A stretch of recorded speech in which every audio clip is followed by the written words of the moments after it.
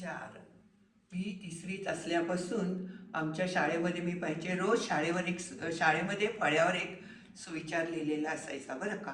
आणि मला लहानपणापासून तो सुविचार रोज पाहिला की त्याप्रमाणे वागायचं असं आमच्या बाईंनी वगैरे सांगितले असेल. त्यामुळे ते अगदी मनात ठसलं होतं आणि ते आजपर्यंत मी पाळते. आजही मी डे ॲट ग्लान्स मस्तपैकी बघून एन्जॉय करत असते.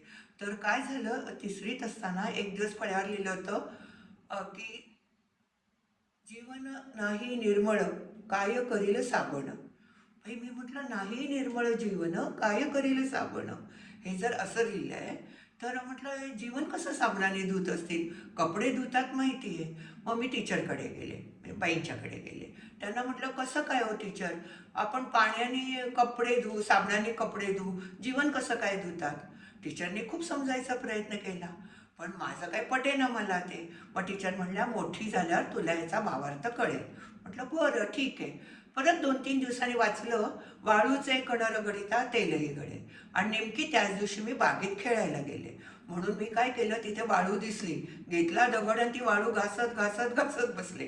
तेल काही निघालं नाही. परत म्हटलं टीचर म्हणाले आहेत ना की मोठी झाल्यावर त्याचा भावार्थ कळेल.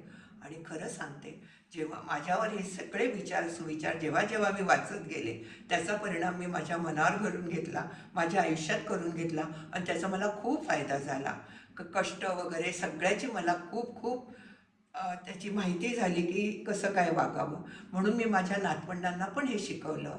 आणि तुम्ही जितकं शक्य असेल तुमच्या मुलांना, लहान मुलांना लहानपणी संस्कारा, रोज एक सुविचार आणि त्याप्रमाणे वागायचं. पहा बरं करून. Like and subscribe.